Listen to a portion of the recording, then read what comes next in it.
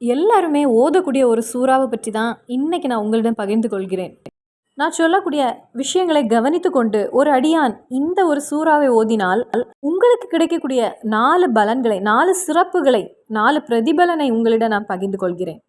இந்த 4 அருட்கொடையின் சிறப்பு என்னன்னா, நாம் இருக்கக்கூடிய இந்த துனியாவிலும் இனி நாம் செல்ல இருக்கின்ற இந்த ஆகிரத்திலையும் சகல ஹயறுகளையும் நமக்கு ஒன்றாக சேர்த்து கொண்டு தரக்கூடிய ஒரே ஒரு சூறா இது. இப்போ 3 நாட்கொண்டு இந்த சூறாவை ஓதி முடிக்கலாம். இனி 3 நாள் கொண்டு உங்களுக்கு ஓதி முடிக்க முடியவில்லை, ஏதாவது வீட்டில் வேலை இருக்கிறது அப்படின்னா அதுக்கும் மகான்கள் நமக்கு கற்று தந்திருக்காங்க. 5 நாள் கொண்டு நமக்கு ஓதி முடிக்கலாம். அதுவும் முடியவில்லை என்றால் சௌப்த ஐயாமின் 7 நாட்கள் கொண்டு ஓதி முடிக்கலாம். அவனுடைய தேவைகளை மனதில் வைத்துக்கொண்டு அவன் ஓதி பூர்த்தி செய்தால் அவன் நினைத்து பார்க்காத வழியில் இறைவன் அவனுடைய தேவைகளை பூர்த்தி செய்து கொடுப்பான். நல்ல நெய்யத்தை மனதில் வைத்துக்கொண்டு நாம் ஓதி பூர்த்தி செய்தால் கண்டிப்பாக அதற்கு பதில் கிடைக்கும். எவ்வளோ ஆசை இருந்தாலும் நல்ல வேலை இல்லை, கணவர் வெளிநாட்டுக்கு சென்றாங்க, பிள்ளைங்க வெளிநாட்டுக்கு சென்றாங்க, நல்ல ஒரு வேலை கிடைக்கவில்லை அப்படின்னா கண்டிப்பாக இந்த ஒரு சூறாவை நெய்யத்து வைத்து ஓதினால் 100% உறுதியாக சொல்லலாம் நல்ல ஒரு வேலை கிடைக்கும். அதே போல் ஒரு வீடு இல்லாதவங்களும் நெய்யத்து வைத்து ஓதலாம். கடன் சுமை இருக்கக்கூடியவங்களும் நெய்யத்து வைத்து ஓதலாம். அஸ்ஸலாமு அலைக்கும் வரஹ்மத்துல்லாஹி வபரகாத்துஹு. பிஸ்மில்லா வல்ஹம்துலில்லா ஸலாத்து வஸ்ஸலாம் அலா அஷ்ரஃபி ரசூலில்லா வலா அலிஹி வஸஹ்பி அல் ஃபைஸி நபிரத்துல்லா அம்மாபாத்.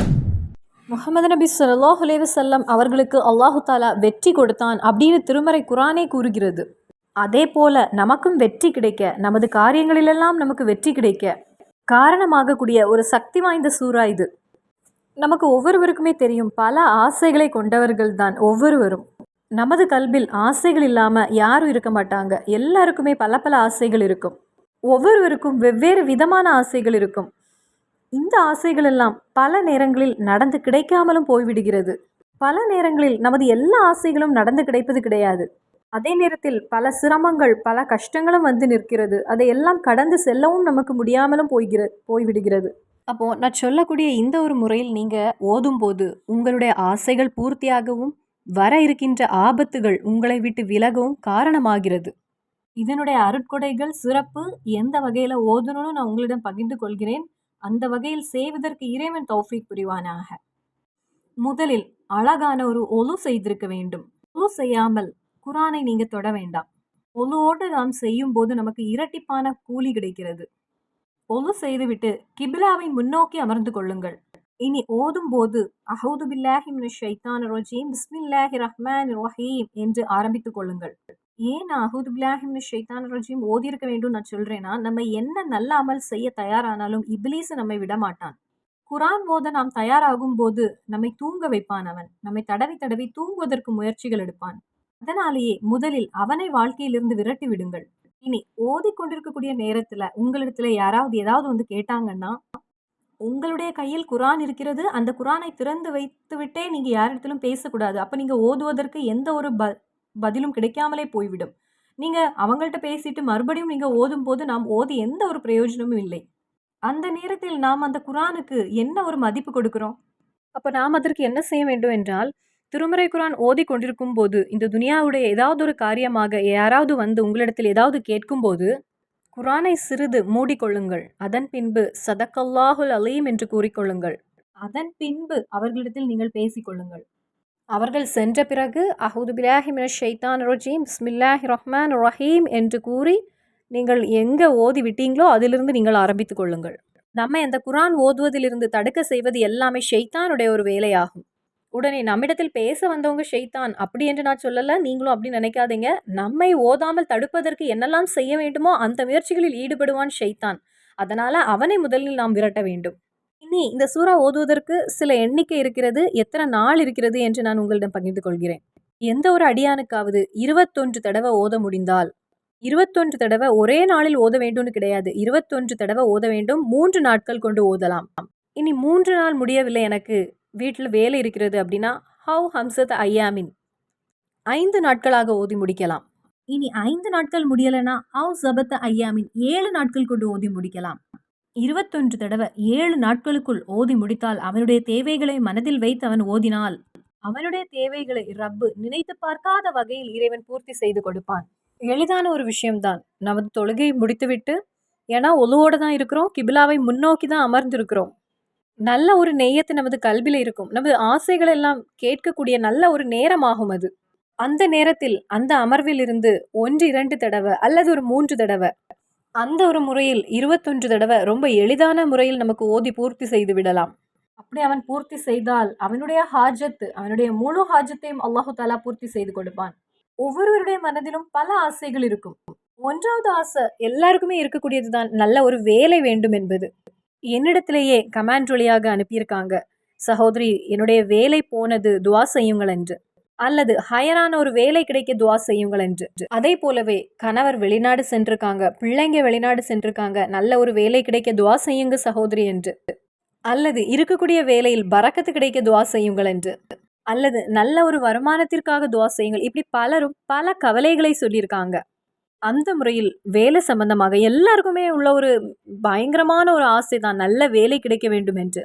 காரணம், நல்ல வேலை வழியாக நல்ல சம்பளம் கிடைக்கும். அந்த சம்பளத்தின் மூலமாக பல ஆசைகள் நமக்கு பூர்த்தியாகி கிடைக்கும். துனியாவுடைய பல ஆசைகளையும் நமக்கு நிறைவேற்றி எடுக்க முடியும். அதே போலவே மற்றொரு ஆசைதான் நல்ல ஒரு வீடு வேண்டும் என்பது.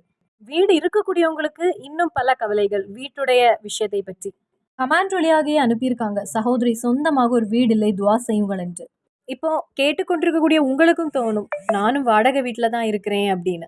சொந்த வீட்டில் கொஞ்சம் சந்தோஷமாக இருக்க வேண்டும் அப்படின்னு எல்லாருக்குமே ஆசை இருக்கும். இனி வாடகை வீட்டில் இருக்கக்கூடியவங்களுக்கு பல வேதனைகள் இருக்கும். அவங்களால வாடகை கூட சரியாக கொடுக்க முடியாத நிலையாக இருக்கும். கிடைக்கக்கூடிய வருமானம் எல்லாமே வாடகைக்கும் கரண்ட் பில்க்கும் அப்படின்னு அவங்களுக்கு சரியாக இருக்கும். சிலருக்கு நல்ல ஒரு வீடு இருக்கும், ஆனால் அந்த வீட்டில் ஒரு பரக்கத் என்பது இருக்காது. இனி வேறொரு விஷயம், நல்ல ஒரு வாகனம் வாங்க வேண்டும் என்பது. நமது இறைத்தூதர் ஸல்லல்லாஹு அலைஹி வஸல்லம் நமக்கு கற்றுத் தந்திருக்காங்க, வீட்டில் பரக்கத் வந்து சேர்வதற்கு நல்ல ஒரு இதுதான் நல்ல ஒரு வாகனம் நம்மிடத்தில் இருப்பது என்பது. நமது வாகனம் நல்லதாக இருந்தால் நமது வாழ்க்கையில் பரக்கத் என்பது வந்து சேரும்.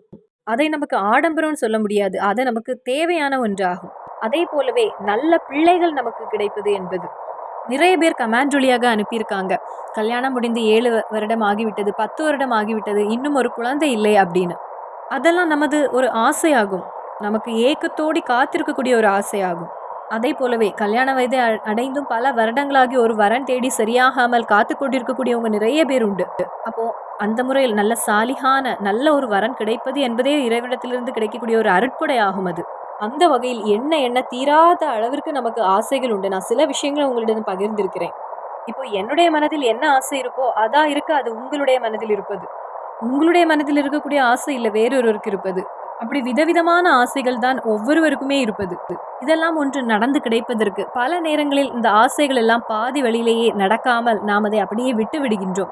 இதெல்லாம் ஒன்று நடந்து கிடைப்பதற்கு ஏதாவது ஒரு வழி இருக்கிறதா, துஆ செய்யுங்கள், ஏதாவது திக்ர் இருக்கிறதா, ஏதாவது ஸலவாத் இருக்கிறதா, குர்ஆன் ஆயத் இருக்கிறதா அப்படின்னு கேட்கக்கூடியவங்களுக்கு, அப்போ அதற்கு எல்லாமே பெஸ்ட்டான ஒரு சொல்யூஷன். இதை விடையும் இன்னொரு சொல்யூஷன் இருக்க முடியுமா அப்படின்னு கேட்டால் கண்டிப்பாக இருக்காது.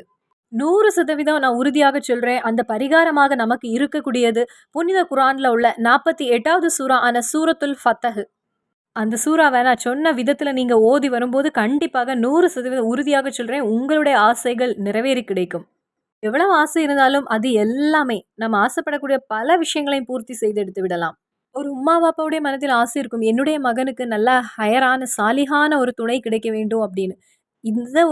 இதை நெய்யத்தாக மனதில் வைத்துவிட்டு ஓதுங்கள். இன்ஷா அல்லாஹ் ஓதி பூர்த்தி ஆகும் போது உங்களுக்கு நல்ல ஒரு வரன் அமையும். குழந்தை இல்லாமல் இருக்கக்கூடியவங்க நெய்யத்து வைத்துவிட்டு அல்லாஹு தாலாவிடத்தில் சாலிகான குழந்தையை கேளுங்கள். கண்டிப்பாக நெய்யத்து வைத்து ஓதி பூர்த்தி செய்யுங்கள். நான் சொன்ன விதத்தில் ஓதும் போது உங்களுக்கு கண்டிப்பாக நல்ல பிள்ளைகளை அல்லாஹு தாலா வழங்குவான். நல்ல ஒரு வேலை இல்லை, கணவன் வெளிநாடு சென்றுட்டாங்க, பிள்ளைங்க வெளிநாட்டில் இருக்காங்க, அவர்களுக்கு இன்னும் நல்ல ஒரு வேலை கிடைக்கவில்லை. அல்லாஹு தாலா ஒவ்வொருவருக்கும் ஹயரான வேலை கொடுப்பானாக. அதே போலவே கடன் சுமையில் இருக்கக்கூடியவங்க நெய்யத்து வச்சு ஓதிக்கொள்ளுங்கள். அவனுடைய விசாலமான கஜானால இதெல்லாம் ஒரு விஷயமே கிடையாது. இந்த உலகில் இறைவன் படைத்திருக்கக்கூடிய அனைத்திற்கும், அதாவது விலங்குகளுக்கு, பறவைகளுக்கு, நமக்கு யாருக்கு எவ்வளவு வாரி கோரி அவனுடைய கஜானாலிருந்து தந்தா கூட அதில் எப்படி இருக்கும் அப்படியே தான் இருக்கும். எதுவுமே அதிலிருந்து சிறிது கூட அசையாது. அந்த அளவிற்கு விசாலமானவன் இறைவன். நல்ல நெய்யத்து வச்சு ஆத்மார்த்தமாக நல்ல கல்போடு நாம் ஓத முயற்சி செய்ய வேண்டும். ஃபகுல்லி மர்கூபின், அவனுக்கு அந்த அடியானுக்கு முசீபத்தை ஏற்படுத்தக்கூடிய அல்லது அவன் வெறுக்கக்கூடிய அவனுக்கு பிடிக்காத அவனுக்கு இடைஞ்சலாக சிரமங்களை கொடுக்கக்கூடிய எந்த ஒரு விஷயத்தையும் அல்லாஹு தாலா அவனிலிருந்து விரட்டி விடுவான், அவனுக்கு கொடுக்க மாட்டான். அப்போ நாம் பார்க்கும்போது அந்த அடியானுடைய எல்லா ஹாஜத்தும் நிறைவேறுகிறது, அவனுக்கு இருக்கக்கூடிய சுமைகள் வேதனைகள் எல்லாம் நீங்குகிறது. நிறைய பேர் சொல்லக்கூடிய ஒரு விஷயம், அதிக கடன் சுமை இருக்கிறது, துவா செய்யுங்கள். வருமானம் என்பது இல்லை, சம்பாத்தியத்தில் அதிக பிரச்சனை அனுபவிக்கிறேன், கல்யாணம் ஒரு வரன் நல்ல ஒரு வரன் கிடைப்பதில்லை, கல்யாண தடைகளாக நிற்கிறது, ஒரு வீடு என்பது கனவாகவே இருக்கிறது, வீட்டு வேலை பூர்த்தி ஆக மாட்டேங்கிறது, வேலை ஒன்றும் கிடைக்க மாட்டேங்குது, நல்ல படிப்பு இருக்கிறது, நல்ல டிகிரி இருக்கிறது, ஆனால் அதற்கு தகுந்த ஒரு வேலை கிடைப்பதில்லை, நம்முடைய மனதிற்கு பிடித்த நாம் நினைத்த ஒரு வேலை என்பது கிடைக்காமலேயே இருக்கிறது. இப்படி வேதனைகள் சொல்லக்கூடிய, அதே போல் கணவன் மனைவிக்கு இடையே பிரச்சனைகளை பற்றி சொல்லக்கூடிய உங்களுக்கு, அதே போலவே தாய் தந்தை பிள்ளைகளுக்கு இடையே அதிக பிரச்சனையோடு இருக்கக்கூடியவங்க, பக்கத்து வீடுகளில் பிரச்சனையோடு இருக்கக்கூடியவங்க, இந்த பிரச்சனைகளுக்கெல்லாம் ஒரு தீர்வாக இருப்பதோடு அப்போது நமக்கு அருட்கொடைகளையும் நமக்கு கொண்டு சேர்க்கிறது, நமக்கு வரக்கூடிய ஆபத்துகளையும் அதிலிருந்து நம்மளை காப்பாற்றுகிறது. இனி வேறொரு சிறப்பு என்னவென்றால், 3வது சிறப்பாகவும் 4வது சிறப்பாகவும் மகான்கள் கற்றுத்தந்திருக்காங்க. துனியாவுடைய அனைத்து வாசல்களையும் அல்லாஹு தாலா, ஹயருடைய அனைத்து வாசல்களையும் ரப் அந்த அடியானுக்கு திறந்து கொடுப்பான். இந்த சிறப்பு யாருக்கு என்றால், இதை ஒரு முறையாவது தினமும் சூரத்துல் ஃபத்தஹை ஒரு முறையாவது தினமும் ஓதக்கூடிய அடியானுக்கு. இதிலேயே எல்லாமே வந்துவிட்டது. நான் சொன்ன அனைத்து சிறப்புகளும் இந்த ஒரு விஷயத்திலேயே வந்துவிட்டது. இறைவன் தௌஃபீக் புரிவானாக இதை நமக்கு ஓதுவதற்கு. அப்போ நல்ல முறையில் நெய்யத்து வைத்துக் கொள்ளுங்கள் ரப்பிடத்தில், இன்றைய தினத்திலிருந்து இதை ஓதுவதற்கு எனக்கு நீ அருள் புரிவாயாக என்று. அதே போல வல் ஆஹிரா, ஆஹிரத்தில் உள்ள அனைத்து ஹயருடைய வாசல்களையும் அல்லாஹு தாலா அந்த அடியானுக்கு வேண்டி திறந்து கொடுப்பான்.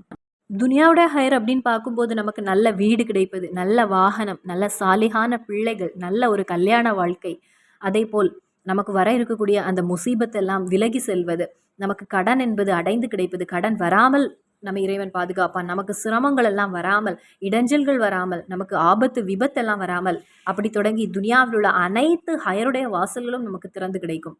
அதே போல வல் ஆஹிரா, ஆஹிரத்தில் நமக்கு திருமறை குரானை நம்ம ஓதுகின்றோம். திருமறை குரானை நம்ம ஓதும் போது நமக்கு முதல்ல நமக்கு ஆஹிரத்துடைய நன்மைன்னு பார்க்கும்போது நமது ஆக்கிபத் என்பது நன்றாக நமக்கு நல்ல முறையில் கிடைக்க வேண்டும். அதாவது அந்த மரணம் என்பது நமது கடைசி நேரம் நல்ல முறையிலாக நமக்கு இருக்க வேண்டும். நமது கபரில் நமக்கு வெளிச்சம் கிடைக்க வேண்டும்.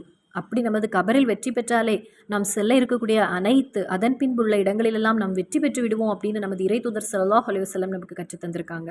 அதே போல் கியாமத்து நாள் என்ற அந்த நாளில் நல்ல சாலிகான கூட்டத்தினரோடு நாமும் ஒருவராக இருக்க வேண்டும்.